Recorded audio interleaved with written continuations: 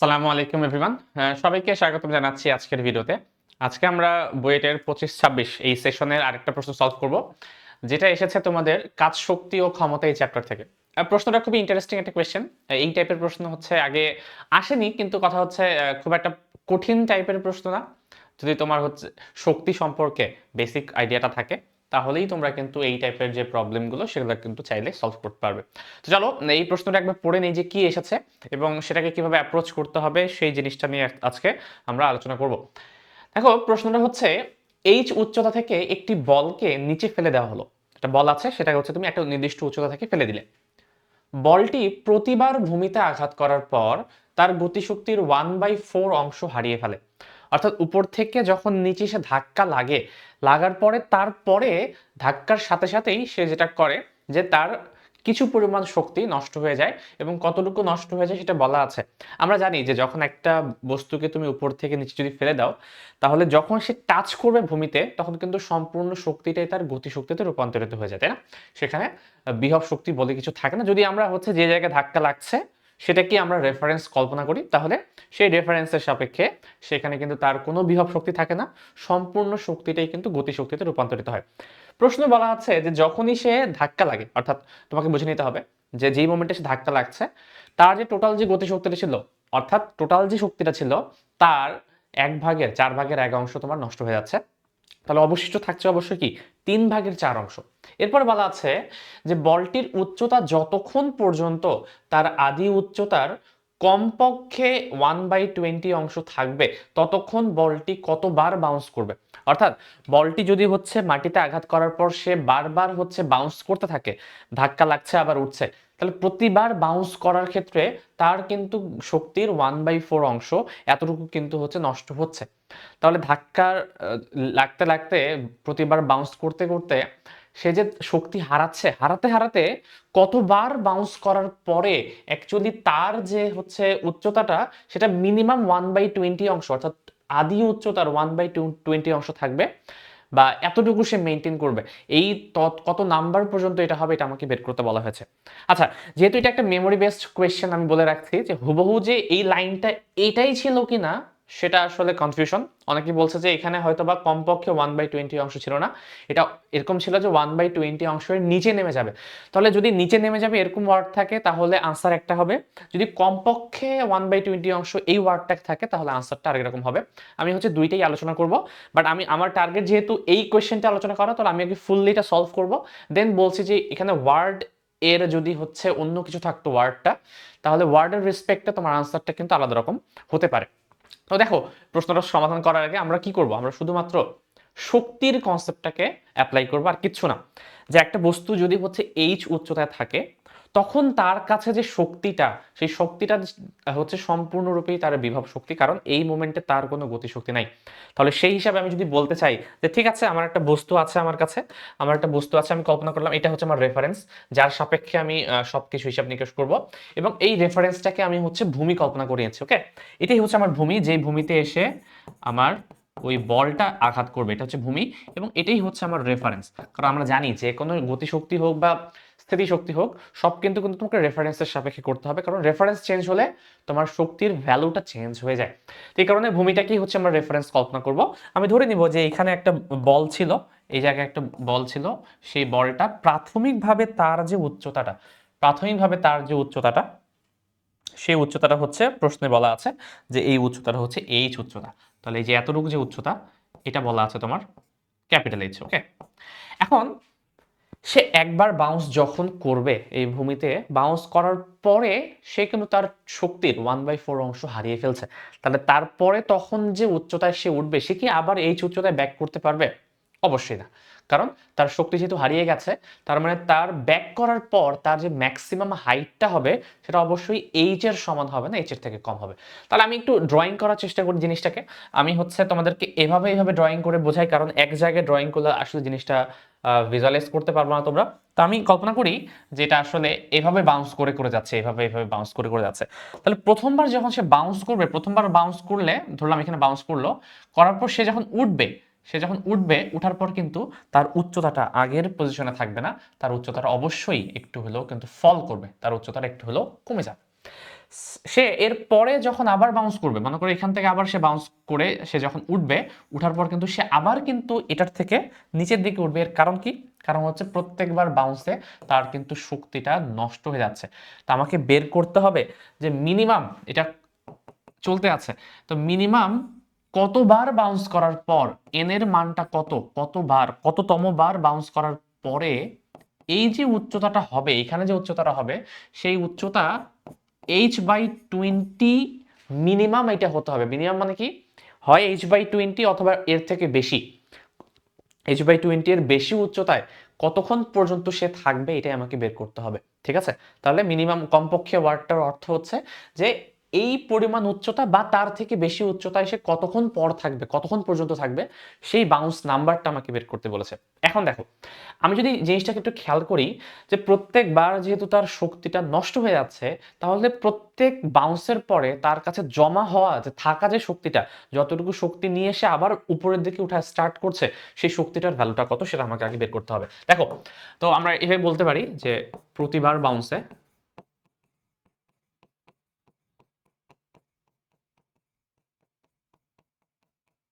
One by four অংশ নষ্ট হয়, মানে 1/4 অংশ শক্তি এটা তোমার নষ্ট হয়ে যায়। তাহলে অবশিষ্ট থাকে কতটুকু? প্রত্যেকবার বাউন্সের কথা হিসাব করছি আমরা। দেখো, তাহলে অবশিষ্ট যে তোমার যে শক্তিটা থাকবে, তাহলে অবশ্যই টোটাল শক্তি যদি 1 হয়, তার 1/4 অংশ নষ্ট হয়ে যাচ্ছে, তার মানে 3/4 অংশ তোমার থেকে যাচ্ছে। তাহলে প্রথমবার বাউন্স করার পরে আমি কল্পনা করি প্রথমবার বাউন্সে যদি কারো বাউন্স করার আগে মানে ইনিশিয়ালি তার যদি এনার্জি থাকতো, যখন সে একবার বাউন্স করার শেষ হয়ে গেল, এটা হচ্ছে ইনিশিয়াল অবস্থা, ইনিশিয়ালি তার যদি শক্তি থাকে, তাহলে ফাইনালি তার শক্তিটা কত হবে বলতো? ফাইনালি তার শক্তিটা কিন্তু এর 4/3 হয়ে যাবে, কারণ 1/4 কিন্তু নষ্ট হয়ে গেছে। তাহলে ফাইনালি তার যে শক্তিটা থাকবে সেটা হচ্ছে 3e/4। এটা কি বুঝতে পারছো কিনা? দেখো, এটা হচ্ছে প্রথম বাউন্সের ক্ষেত্রে, প্রথমবার বাউন্সের ক্ষেত্রে এই ঘটনাটা ঘটবে। তো এখন দেখো, শক্তি যদি হচ্ছে তোমার 4/3 হয়ে যায়, এখন আমাকে বুঝতে হবে তাহলে উচ্চতাটা কতটুকু হবে প্রথমবার বাউন্স করার পরে। তার জন্য আমাকে জানতে হবে শক্তির সাথে উচ্চতার সম্পর্কটা কিরকম। আমরা জানি যে শক্তির সাথে উচ্চতার যদি আমি বিভব শক্তির সাথে কল্পনা করি উচ্চতার, তাহলে আমরা বিভব শক্তির সাথে উচ্চতার যে সূত্রটা ছিল সেই সূত্রটা দেখতে কিরকম? ই সমান হচ্ছে এম জি এইচ। এই ঘটনাটা যতক্ষণ ধরে ঘটছে ততক্ষণ পর্যন্ত কিন্তু বস্তুটার কোনো ভর বা অভিকর্ষ ত্বরণের মধ্যে কোনো চেঞ্জ আসছে না। তার মানে এই দুটো তো কনস্ট্যান্ট, এম এবং জি তো কনস্ট্যান্ট। তার মানে সম্পূর্ণরূপে ইটা, ই এর যে ভ্যালুটা আছে, ই এর ভ্যালুটা অ্যাকচুয়ালি ডিপেন্ড করছে এইচ এর উপর, এবং সেটা এইচ এর সাথে সমানুপাতিক হারে চেঞ্জ হয়। তাহলে এইচ এর সাথে যদি ই সমানুপাতিক হারে চেঞ্জ হয়, প্রথমবার বাউন্স করার পর যদি হচ্ছে এনার্জি পূর্বের এনার্জির 4/3 হয়ে যায়, তাহলে অবশ্যই উচ্চতাও তোমার কিন্তু 4/3 হয়ে যাবে। তাহলে একটু বলো যে প্রথমবার বাউন্সের পরে, প্রথমবার যখন সে বাউন্স করবে, বাউন্সের পরে তার শক্তিটা কত হবে, তার উচ্চতাটা কত হবে? আমি এটাকে h1 নাম দিচ্ছি, যে বর্তমান উচ্চতা h1। তাহলে h1 হবে আদি যে উচ্চতা ছিল তার 4/3। এটা বোঝা যাচ্ছে? কারণ কি? কারণ হচ্ছে এনার্জি উচ্চতার সাথে সমানুপাতিক হারে চেঞ্জ হয়। প্রথমবার বাউন্সের পরে যেহেতু এনার্জিটা তোমার 4/3 থেকে যাচ্ছে অবশিষ্ট, তার মানে তোমার উচ্চতাটাও কিন্তু সে 4/3 দিতে পারবে ম্যাক্সিমাম, এর থেকে বেশি উপরে সে উঠবে না। তার মানে প্রথমবার বাউন্সের পরে আমি যদি বলি এই উচ্চতাটা কত, এই উচ্চতাটা h1টা কত, তাহলে h1টা অ্যাকচুয়ালি হবে 3/4 অফ এই h। বোঝা গেছে? প্রশ্ন হচ্ছে তাহলে তার পরের বাউন্সের ঘটনাটা কিরকম হবে? দেখো, প্রতিবার বাউন্সের পরে যেহেতু সে শক্তির 1/4 অংশ হারিয়ে ফেলে, তার মানে প্রত্যেকবার বাউন্সের পরে তার কাছে ওই মোমেন্টে, বাউন্সের আগে তার কাছে যতটুকু শক্তি ছিল তার 4/3 শক্তিটা পরের বাউন্সে থাকবে। বোঝা যাচ্ছে? তার মানে উচ্চতা কিন্তু প্রত্যেক ধাপে 4/3 করে তোমার হচ্ছে অবশিষ্ট থেকে যাচ্ছে। তার মানে উচ্চতার ভ্যালুটাও কিন্তু সেম হারে চেঞ্জ হবে। তাহলে দ্বিতীয়বার যদি যখন সে বাউন্স করবে, প্রথমবার বাউন্স করার আগে তার উচ্চতা ছিল হচ্ছে, প্রথমবার বাউন্সের আগে তার উচ্চতা ছিল কত? এইচ। এই কারণে এইটার 4/3 হয়েছে। বাট যখন যে দ্বিতীয়বার বাউন্স করতে নামবে তার কিন্তু উচ্চতা এখন এইচ এর 4/3 ভাগ। এখন এইটার তোমার কিন্তু হচ্ছে আবার 4/3 ভাগ অবশিষ্ট থাকবে। তাহলে দ্বিতীয়বার বাউন্স করার পরে h2 সমান অ্যাকচুয়ালি হবে এই যে উচ্চতাটা প্রথমবার বাউন্সের পর যতটুকু ম্যাক্সিমাম উচ্চতা ছিল তার 4/3 ভাগ, অর্থাৎ h1 এর 4/3 ভাগ, 3/4। বা আমি h1 এর ভ্যালুটা যদি এখানে বসিয়ে দিই, তাহলে h1 এর পরিবর্তে যদি এই ভ্যালুটা বসাই, তাহলে দেখো তো এটা দেখতে এরকম আসছে না, h into 3/4 whole square. Same ভাবে তুমি যদি হচ্ছে তৃতীয়বার বাউন্স, তুমি দেখবে এটা হয়ে যাবে তোমার h3 সমান 3/4 অফ h2। h2 এর ভ্যালুটা যদি বসাই তাহলে একবারে লিখলে হয়ে যাবে h ইন্টু 3/4 কিউব। এটা প্যাটার্ন খুঁজে পাওয়া যাচ্ছে না, যে প্রথমবার বাউন্সের পরে উচ্চতা থেকে যায় এতটুকু, দ্বিতীয়বারের পরে এটার উপর স্কয়ার, তৃতীয়বারের পরে এটার উপর কিউব। তাহলে n বার বাউন্স করার পরে কতটুকু উচ্চতা অবশিষ্ট থাকবে বলো তো? অর্থাৎ আমি বলতে পারি এই প্যাটার্ন অনুসারে যে n বার যদি সে বাউন্স করতো তাহলে তার কাছে যে উচ্চতাটা থাকতো সেটা আমি hn যদি বলি, তাহলে সেটা হবে capital H into 3/4 to the power n। দেখো এটা একটা রিলেশন বের হলো। এই রিলেশনটা বের করার জন্য আসলে এত কিছু কাহিনী করলাম যে যে বাউন্সের সাথে উচ্চতার কি সম্পর্ক কোনোভাবে বের করা যায় কিনা। কারণ আমরা যদি এই সম্পর্কটা বের করতে পারি তাহলে আমি বের করতে পারবো যে কতক্ষণ পর সে মিনিমাম এই লেভেলে আসতে পারবে। এই শর্তটা এখন আমরা চাইলে অ্যাপ্লাই করতে পারি। এখন দেখো ওই শর্তটা অ্যাপ্লাই করার চেষ্টা করি যে বলটির উচ্চতা যতক্ষণ পর্যন্ত তার আদি উচ্চতার এত অংশ থাকবে ততক্ষণ বলটি কতবার বাউন্স করবে এটা আমাকে বের করতে বলা হয়েছে। তার মানে আমাকে শর্ত দেয়া আছে। কি শর্ত? শর্ত দেয়া আছে যে n তম বার বাউন্স করার পরে যে উচ্চতাটা থাকতে হবে আমার, সেই উচ্চতাটা এইচ এর 20/1 মিনিমাম বা তার উপরে, কমপক্ষে মানে কি মিনিমাম বা তার উপরে থাকতে হবে। তার মানে এইচ এন এর যে ভ্যালুটা সেটা অবশ্যই এইচ এর 1/20 সমান হতে হবে অথবা উপরে হতে হবে।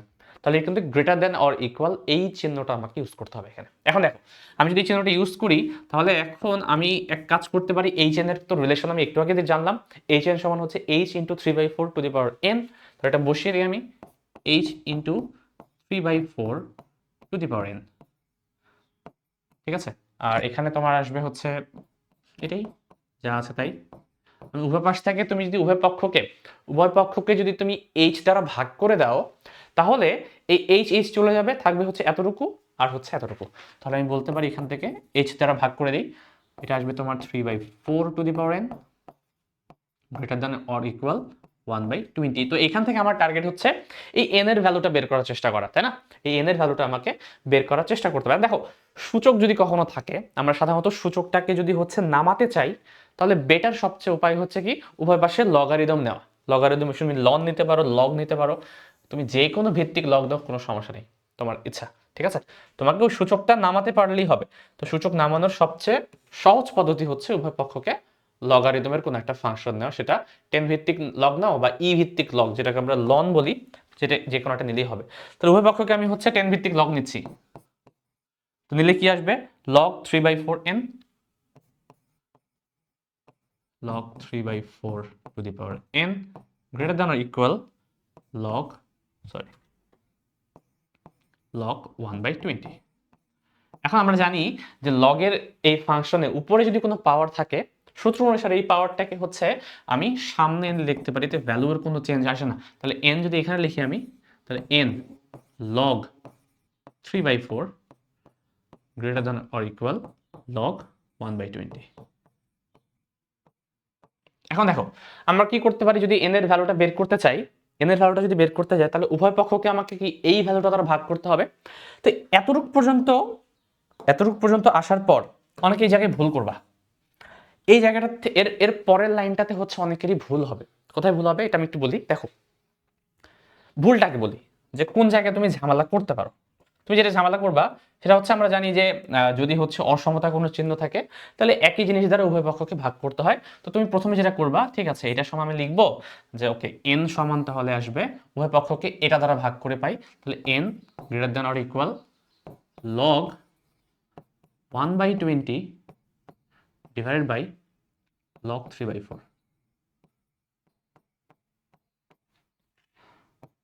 এখান থেকে আমি একটু একটু বের করে দেখি যে আনসারটা কত আসে। আমি একটু ডিরেক্ট ক্যালকুলেটর করি, কত আসে আমি তোমাদেরকে জানাচ্ছি। তো log 1/20 ডিভাইডেড বাই log 3/4, এটা আসে 10.41। ওকে, তো এটা আসে তোমার হচ্ছে 10.41। দেখো এখানে একটা বড় একটা ব্লান্ডার করেছি আমি, এটা খালি চোখে ধরা পড়ছে না, বা যাদের ম্যাথমেটিক্যাল নলেজটা ভালো তারা আসলে বুঝতে পারবে এখানে ঝামেলাটা কোথায় হয়েছে। দেখো এই যে সংখ্যাটা, এটা অ্যাকচুয়ালি বুঝতে পারা যাচ্ছে না যে এই সংখ্যাটা log 3/4, এই যে সংখ্যাটা আছে এর ভ্যালুটা তুমি যদি বের করো, এইটা একটা যে নেগেটিভ ভ্যালু, এটা তুমি কিন্তু বুঝতে পারছো না খালি চোখে, মানে যতক্ষণ না ভ্যালুটা বের করছো। আমরা জানি যে লগের ভেতরে যদি কোনো ভগ্নাংশ থাকে, প্রকৃত ভগ্নাংশ মানে কি, যার লবের মান ছোট কিন্তু হরের মান বড়, যার লবের মান ছোট কিন্তু হরের মান বড়, এই ভগ্নাংশগুলোকে আমরা প্রকৃত ভগ্নাংশ বলি। তো যদি হচ্ছে 1-এর থেকে ছোট কোনো ভ্যালু থাকে লগের ভেতরে, তাহলে যেই সমস্যাটা হয় যে এই ভ্যালুটা একটা নেগেটিভ ভ্যালুকে নির্দেশ করে। তুমি যদি এই ভ্যালুটাকে বের করার চেষ্টা করো, আমি বলছি কত আসে, জাস্ট log 3/4, এটা আসবে তোমার -0.125। আমরা হচ্ছে আরেকভাবে করি, এটাকে এখানে নিয়ে যাই, এখান থেকে আমরা আরেকভাবে করবো। ওকে, তাহলে n ইন্টু এই ভ্যালুটা বসাই, -0.125 গ্রেটার দেন অর ইকুয়াল, আর এখানে আসবে log 1/20, তো কি আসবে -1.3 অ্যারাউন্ড। দেখো এইখানে জিনিসটা বোঝা যাচ্ছিল না, যখন আমি লগারিদম আকারে লিখেছি এই ভ্যালুটা যেটা নেগেটিভ ভ্যালু তোমরা কেউ কিন্তু বুঝতে পারছে না, মনে হচ্ছিল যেটা নর্মাল ভ্যালু, আমি চাইলে তো উভয় পক্ষকে ভাগ করে দিতে পারি, যেমন এখানে করেছিলাম যে এইচ কে উভয় পক্ষকে ভাগ করে দেই, ভাগ করে দিলে সমস্যা শেষ, ঝামেলা আর নাই। বাট লগারিদমের এই অসমতার ক্ষেত্রে ভাগ করার একটা রুল আছে।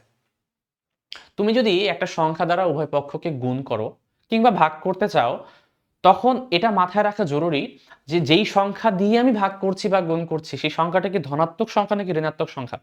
যদি ধনাত্মক কোনো সংখ্যা হয় তাহলে অসমতার চিহ্নের কোনো পরিবর্তন হবে না। যদি ভাগ করার বা গুণ করার সময় আমার সংখ্যাটা যদি নিজেই ঋণাত্মক হয়, তাহলে কিন্তু তোমার অসমতাটা সম্পূর্ণ উল্টে যাবে। বোঝা গেছে? তাহলে এখানে ঘটনাটা দেখো, আমি যখন এইচ দ্বারা এই লাইনে যখন আমি সবাইকে এইচ দ্বারা ভাগ করলাম, আমি কিন্তু আগে থেকেই জানি এইচ একটা ধনাত্মক সংখ্যা।